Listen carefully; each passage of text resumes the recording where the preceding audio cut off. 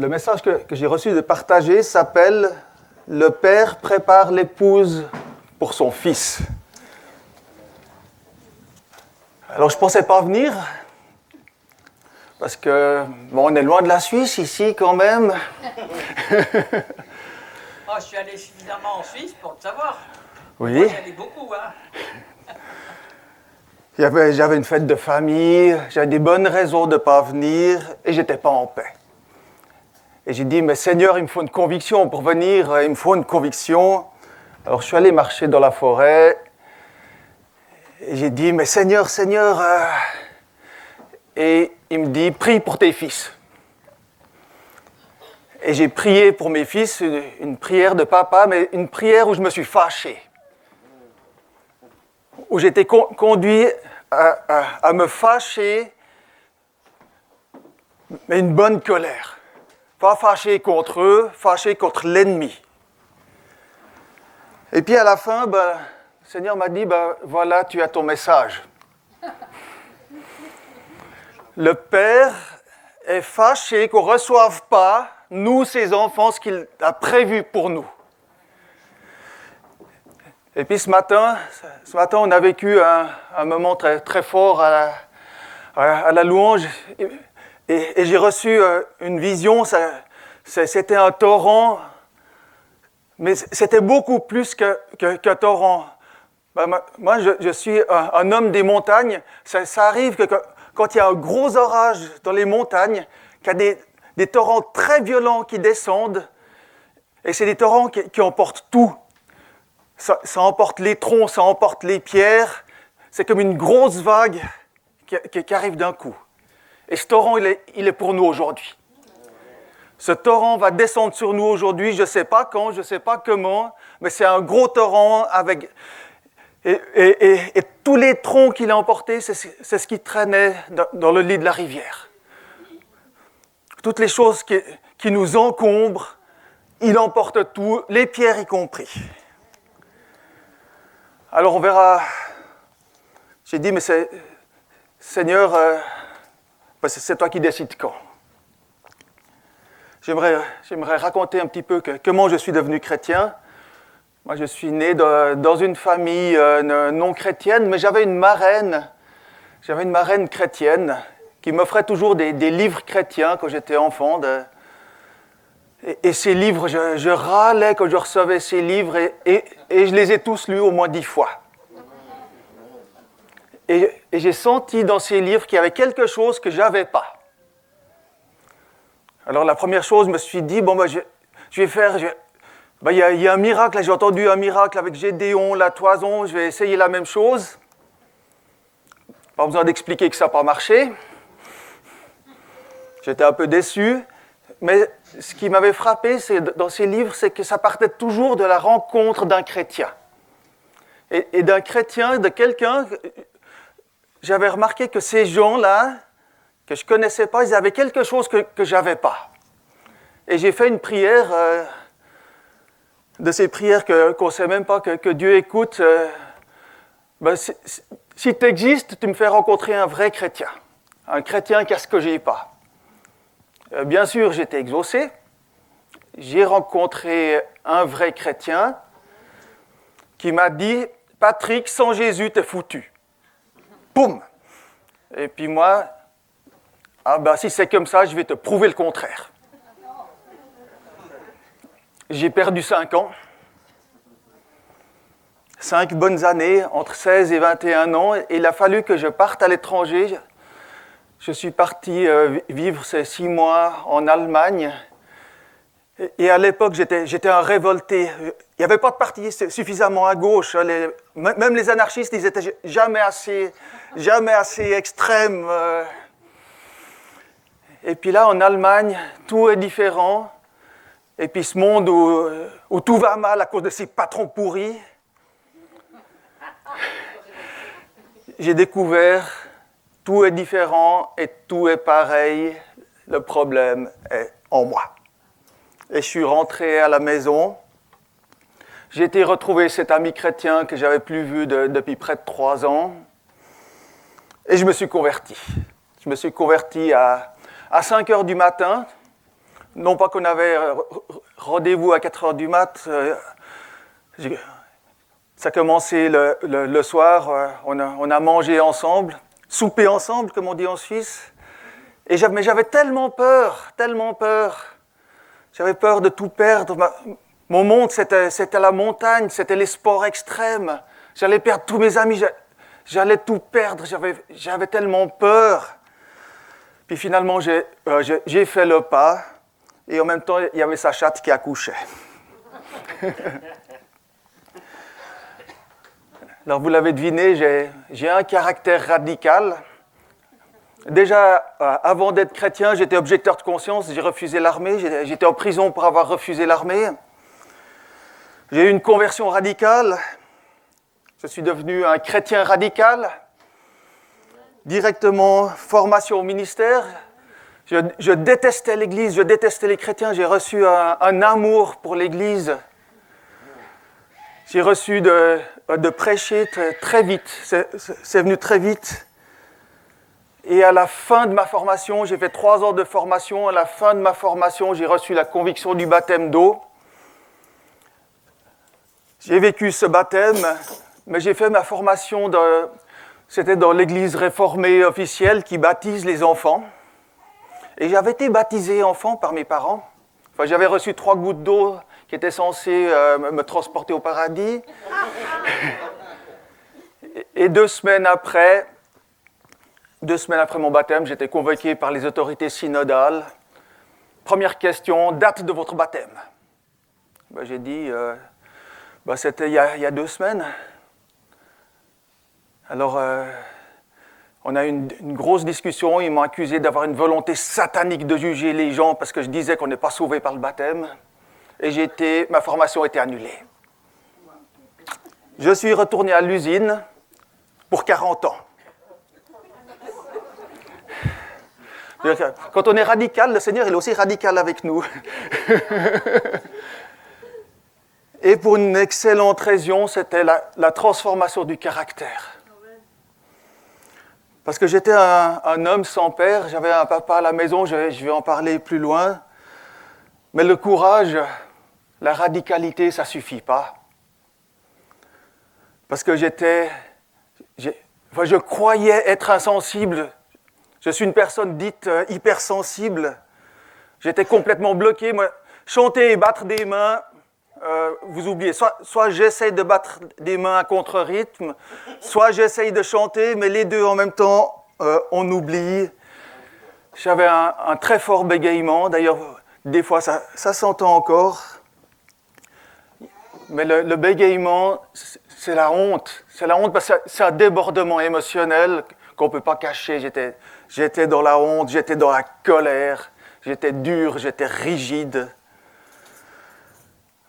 Alors, je vous raconterai un peu après comment le Seigneur s'y est pris. J'aimerais d'abord prendre un temps avec la Bible et vous parler de cette épouse, de vous parler des habits. Les habits, dans le monde, on croit que c'est extérieur. On dit l'habit ne fait pas le moine. Hein? Mais dans la Bible, les habits, ce n'est pas l'extérieur, c'est notre vraie personnalité devant Dieu. Et en étudiant le sujet, moi j'ai été frappé par la profondeur de ce sujet. On commence dans Apocalypse 19, verset 7. « Réjouissons-nous et soyons dans l'allégresse et donnons-lui gloire, car les noces de l'agneau sont venues et son épouse s'est préparée. » Moi, c'est une des promesses de la Bible qui me fait le plus de bien. Parce que j'aime l'Église. J'ai cet amour de l'épouse depuis ma conversion. Et honnêtement, tout ce que je vois, c'est le contraire de la préparation. Mais dans la Bible, c'est écrit « son épouse s'est préparée ». Donc, c'est vrai, on va le vivre. Et cette épouse, continue verset 8, « Il lui a été donné de se revêtir d'un fin lin éclatant, pur, car le fin lin, ce sont les œuvres justes des saints. » C'est l'épouse qui s'est revêtue. On verra après, souvent c'est Dieu qui révèle, à la fin c'est l'épouse qui s'est revêtue. Ça veut dire qu'on va être tellement en communion avec Dieu que c'est plus lui qui fait pour nous, c'est nous qui faisons avec l'Esprit. Et puis cette fameuse mariée, moi je me rappelle à mon mariage, la robe de la mariée c'est quand même quelque chose. Hein. Mesdames, la robe de la mariée, des fois nous les hommes on a l'impression d'être l'accessoire.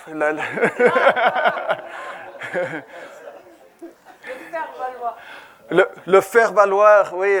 Non, on est quand même plus que la décoration de la robe. Mais on voit là que la robe définit l'identité. Il y a quelque chose de profond dans la joie qui doit être dans cette robe de mariée. Il y a quelque chose de prophétique en fait qui nous dépasse complètement.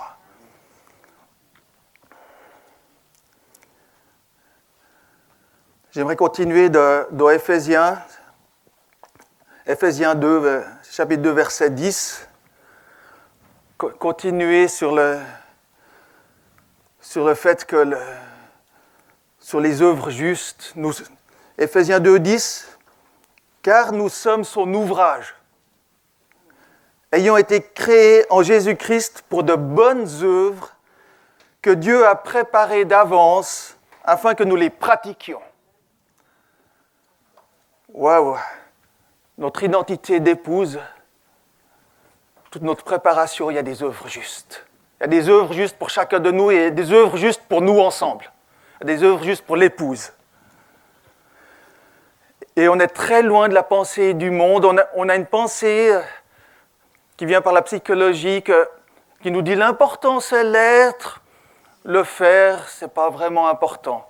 Alors c'est vrai que si le faire c'est l'activisme de l'Église, ok, mais il n'y a pas d'être sans faire. Il n'y a pas de foi sans œuvre. La foi sans les œuvres, Jacques le dit, c'est mort. Et quand nous faisons ce que Dieu a préparé d'avance pour nous, la Bible dit quoi? Nous sommes son ouvrage.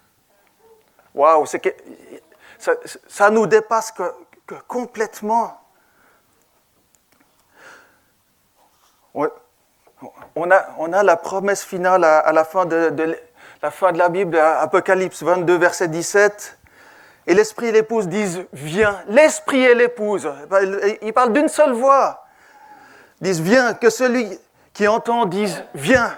Que celui qui a soif vienne. Que celui qui veut prenne de l'eau de la vie gratuitement. Jusqu'à la fin, il y a la place pour les nouveaux convertis. L'épouse, ce n'est pas seulement ceux qui se sont préparés pendant 40 ans. Parce qu'autrement, non. Tous ceux qui ont soif. Tous ceux qui ont soif. Et notre activité, c'est l'union complète avec l'Esprit Saint.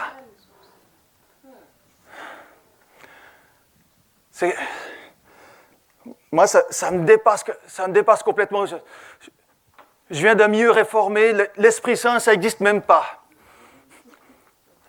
Ensuite, j'ai passé au milieu évangélique traditionnel. L'Esprit Saint, c'est l'option. C'est comme les voitures. On peut prendre un turbo en option, mais ce n'est pas vraiment nécessaire. C'est seulement pour ceux qui aiment. Non, l'Esprit Saint, on est appelé à une union totale avec l'Esprit Saint. Et cette invitation à la communion avec l'Esprit, c'est jusqu'au dernier bout. Et les convertis de la dernière heure, ils vont être en communion totale avec l'Esprit Saint depuis la première minute, la première seconde. Alors je me suis rappelé un conseil de Jacques Collomb, quand on parle d'un texte, il faut aller chercher la première fois que la Bible en parle. Alors, à votre avis, quel est le premier texte qui parle de la robe, de l'habit, on va dire?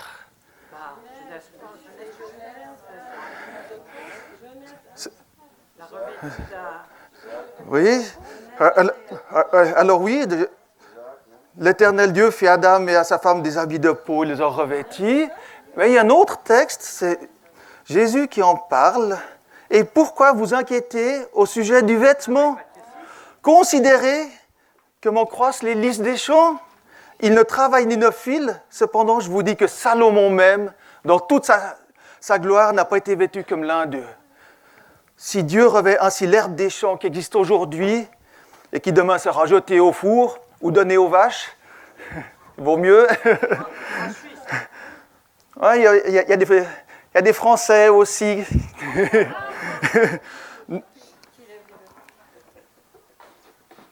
Je demande, j'ai fini le verset, ne vous revêtira-t-il pas à plus forte raison, gens de peu de foi?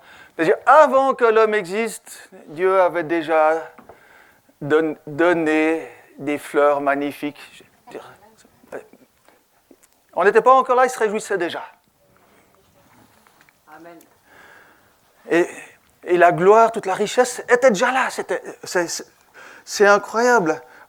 Alors je vais relire Genèse 3, 21. Oui, l'Éternel Dieu fit à Adam et à sa femme des habits de peau et les a revêtis. Le premier habit a été fait par Dieu. On voit tout à la fin de la Bible, c'est l'épouse qui se revêt. Au début, c'est Dieu qui fait tout. Et on a deux métaphores là. Ce texte nous parle déjà, parce qu'il a fallu sacrifier un animal pour qu'on soit revêtu, nous parle déjà qu'il faut un sacrifice pour qu'on soit sauvé. Pour qu'on revête nos véritables habits. Et il y a une deuxième métaphore qui concerne notre vie chrétienne. Au début de notre vie chrétienne, Dieu fait tout. On ne connaît même pas la parole, on ne sait rien. Moi, je me rappelle à ma conversion, le moment même, il ne s'est rien passé. Je suis allé dormir. Bon, c'était très tard. Je me suis réveillé, j'ai dit, mais Dieu, si tu as fait quelque chose cette nuit, il faut que tu me montres. Parce qu'il ne s'est rien passé. Enfin, c'était dans un milieu où le Saint-Esprit, on ne connaissait pas. Inutile de dire que la délivrance, j'aurais tellement besoin. Non. Par contre, j'ai ouvert ma Bible et c'était clair. Je me rappelle, j'ai ouvert plein de fois ma Bible. Mais il y a un voile sur la Bible. Quand on n'est pas chrétien, quand on n'a pas l'Esprit, il y a un voile. On lit, mais on ne comprend pas. Là, je lis. Waouh, ça me parle, c'est vivant. Et Dieu me parle. Waouh.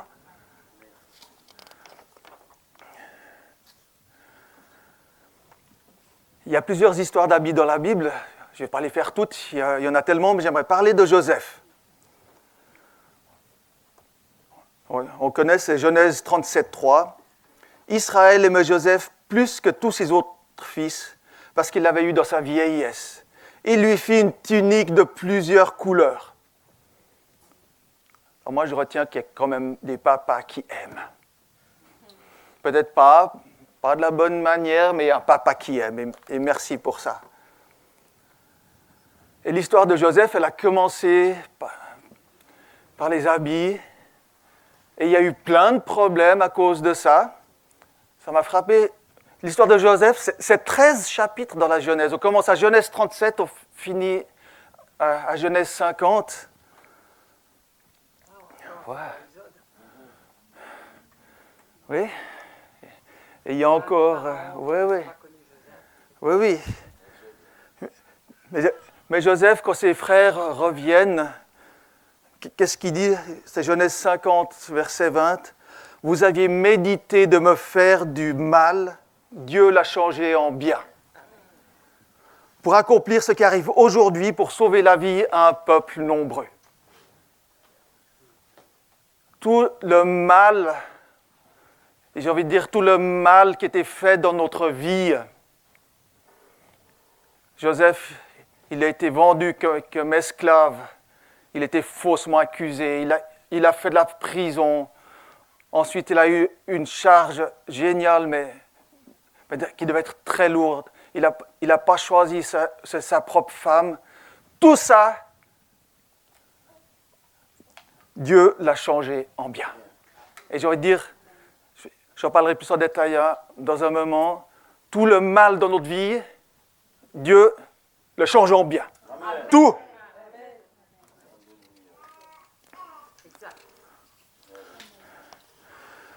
J'aimerais parler de l'habit d'Aaron. Exode 28, les versets 3 à 6.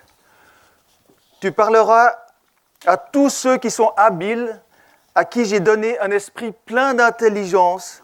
Ils feront les vêtements d'Aaron, afin qu'il soit consacré et qu'il exerce mon sacerdoce. Voici les vêtements qu'ils feront, un pectoral, un éphod, une robe, une tunique brodée, une tiare et une ceinture. Ils feront des vêtements sacrés à Aaron, ton frère, et à ses fils, afin qu'ils exercent mon sacerdoce. Ils emploieront de l'or, des étoffes teintes en bleu, en pourpre, en cramoisi et de fin lin. Que des étoffes très précieuses. Ils feront l'éphod d'or, de fil bleu, pourpre et cramoisi, de fin lin retors. Il sera artistiquement travaillé. Aaron, à l'époque, il faisait le métier le plus dangereux du monde.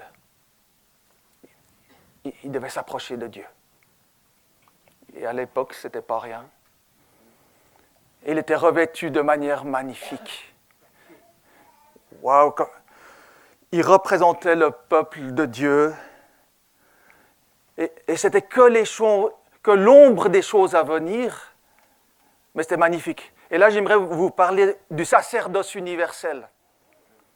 Ça, c'est les habits pour le sacerdoce. Et devant Dieu, nous avons les mêmes habits qu'Aaron. Combien de fois je suis en train de gémir, « Seigneur, je suis un tout petit chrétien. Seigneur, je n'ai pas de force. Seigneur, c'est trop. » Alors que lui me voit avec des magnifiques habits. Et il nous voit chacun de nous, chacune de nous avec des habits mais magnifiques. On ne peut pas imaginer. Puis là, j'ai envie de dire, on commence à voir que les habits, c'est beaucoup plus que des bouts de chiffon. Hein. J'avais un peu la trouille de parler d'habits à des hommes, parce que honnêtement, il y en a quelques-uns, c'est leur passion, mais pour beaucoup d'entre nous, c'est pas notre truc. Mais dans la Bible, c'est autre chose. Mais il peut y avoir des habits étrangers. C'est Sophonie 1, verset 8. « Au jour du sacrifice de l'Éternel, je châtierai les princes et les fils du roi et tous ceux qui portent des vêtements étrangers. »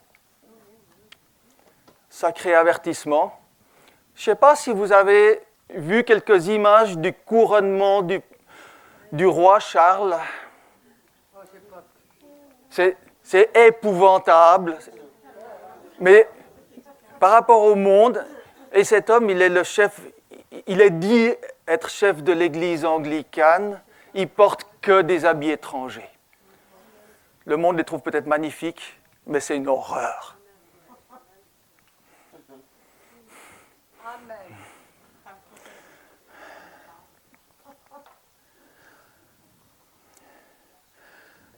Mais nos habits peuvent être sales.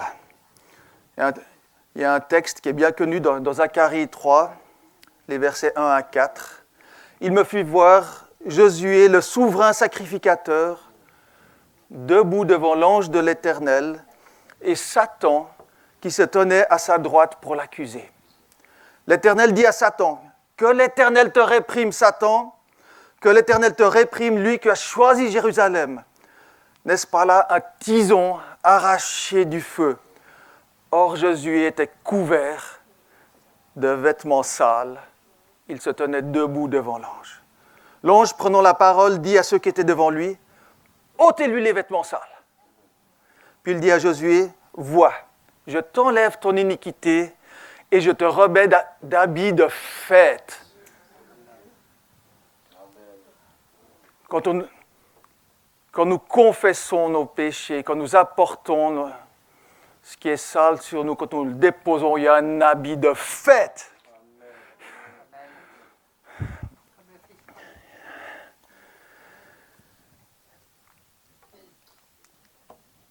Et pourtant, Josué était souverain sacrificateur.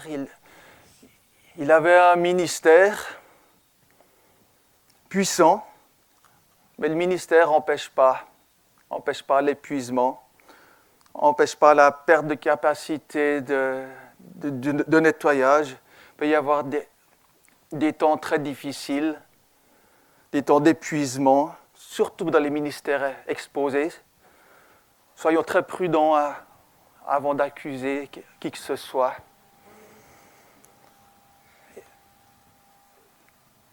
Josué est un tison arraché au feu, ça veut dire que c'est quelqu'un qui était dans le feu.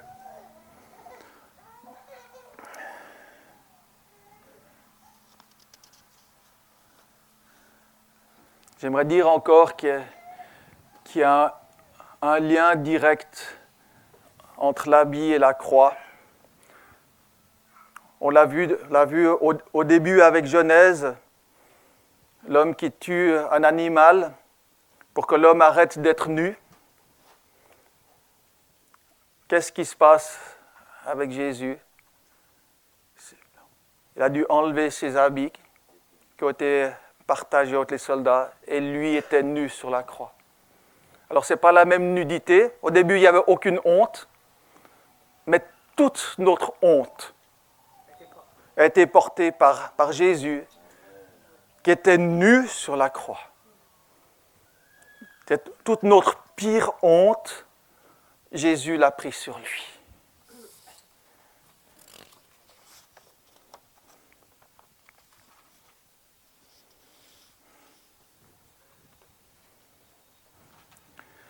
Et ce texte nous montre qu'on peut avoir des habits sales.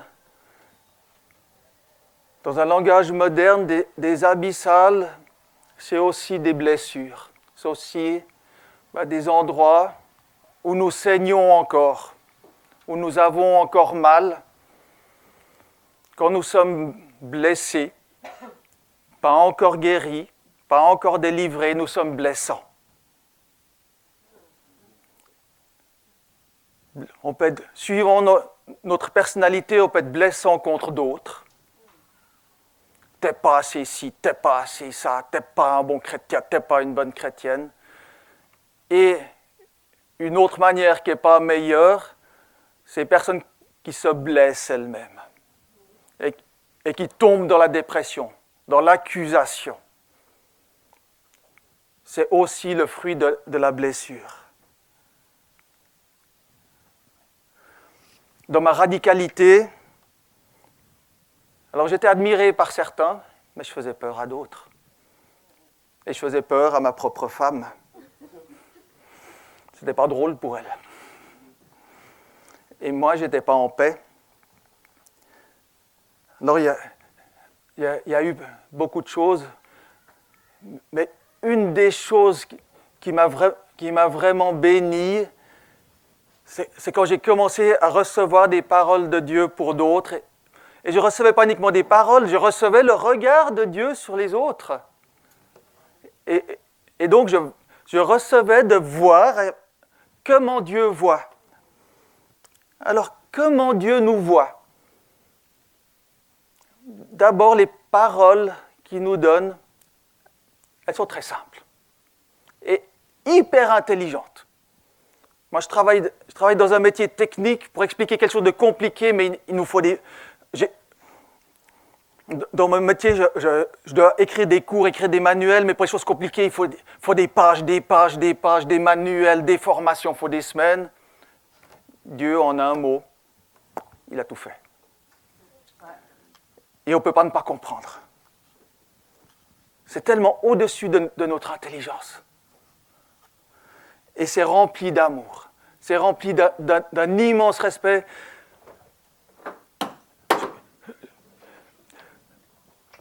Je viens du pays de la précision. Mon métier au départ, c'est mécanicien de précision. en bon suisse, un métier très suisse. Non, c'est pas horloger, c'est dans la machine-outil. Mais on fait des efforts pour la précision. Mais Dieu, il a une précision infiniment au-dessus. Et il nous connaît parfaitement. Une parole, c'est toujours personnel. C'est rempli d'amour.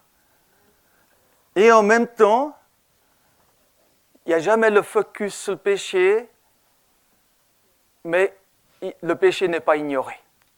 Dieu nous montre, c'est pas de la pommade. J'ai jamais entendu Dieu dire à quelqu'un, mais c'est pas grave, t'en fais pas, ça ira mieux, prends des vacances. Il n'y a jamais de culpabilisation. Jamais. Il y a toujours un espoir, une espérance. Les tu dois, il faudrait, Dieu ne connaît pas. Ce sont des paroles qui nous montrent, en fait, qui nous font confiance et qui a un chemin. Quand il nous parle, il y a toujours, c'est pas « Ah Seigneur, tu me parles, mais c'est au 10e étage et l'ascenseur est en panne, puis l'escalier est bloqué, puis j'ai mal aux jambes. » Non. Non. Le but devient toujours possible avec Dieu. Alors, comment ça s'est passé pour moi? Quand même, dire un petit peu. Ça a commencé, c'était 8 ans après ma conversion, par une délivrance de l'esprit de mort. J'apportais de temps en temps une prédication, et le pasteur a dit, tous ceux qui prêchent à l'église doivent suivre le fil à plomb. Le fil à plomb, c'était à la fin des années 80, un des premiers cours sur la restauration de la personnalité. Ça ne me concerne pas, je viens parce que je suis obligé, j'ai mis les pieds. Non, c'est pas pour moi, j'ai pas besoin, je prêche très bien, tout va bien dans ma vie, rideau. Et puis le dernier jour, il y avait l'auteur du cours qui s'appelle Bruce Thompson. J'ai vu cet homme et mon esprit a dit, mais ça c'est un homme de Dieu. Pourtant, je veux dire, j'étais pas du tout ouvert au Saint-Esprit dans le sens charismatique, mais en moi, cet homme est un homme de Dieu. Et il y avait un moment de prière pour chacun. Et moi, j'ai dit à Dieu, mon Seigneur, tout, mais je ne demande pas pardon.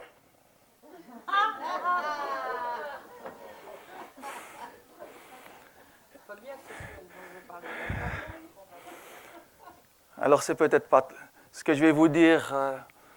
Les théologiens ne seraient peut-être pas très d'accord, mais cet homme a vu un bébé lié dans le ventre de sa maman.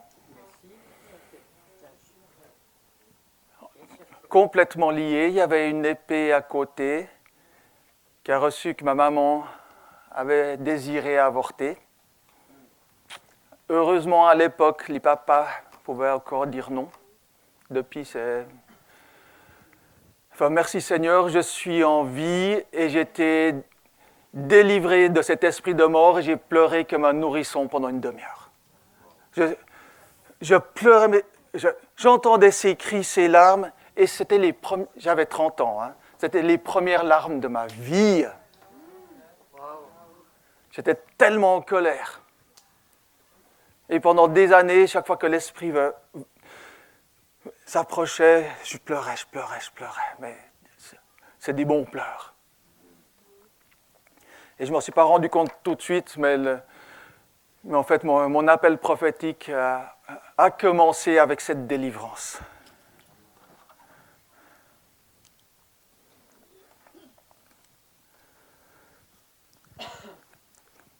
Quand j'ai fini ce moment, je me rappelle très bien, m'être dit, ben voilà maintenant, le Seigneur a restauré jusqu'à mon jour de naissance, il va y avoir la suite.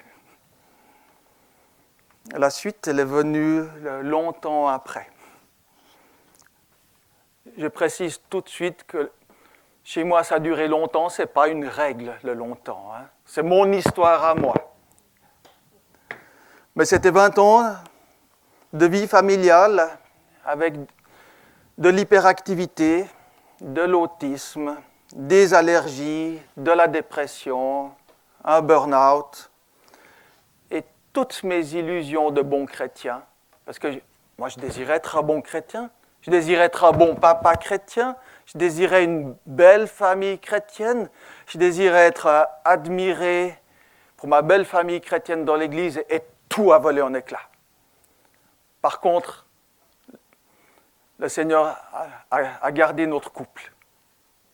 Il a gardé notre famille. Mes 3 enfants sont convertis, mes 3 enfants marchent avec Dieu. Mais toutes les illusions, pouf!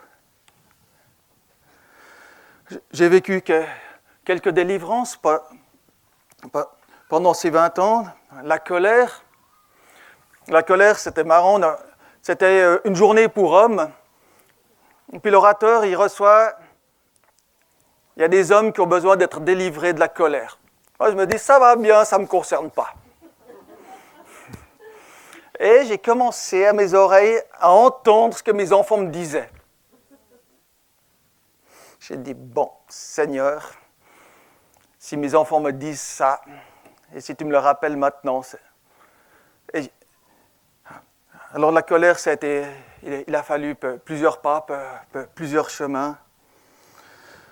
Le rejet, je devrais dire les rejets, parce que ça a aussi été des étapes. La honte aussi, c'était un moment fort, c'était un week-end dans une assemblée chrétienne. Il y avait un orateur qui était là. Et tout à coup, il reçoit, il y a un homme qui a besoin d'une délivrance de la honte.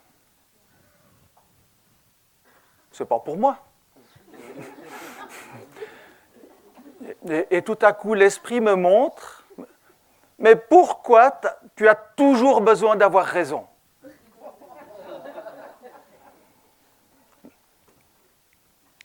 Alors j'ai commencé à travailler à l'usine à 16 ans, mais je suis un intellectuel. Hein, et l'idole intelligence, c'est une idole justement. Et de vouloir avoir toujours raison, enfin chez moi, ça cachait la honte.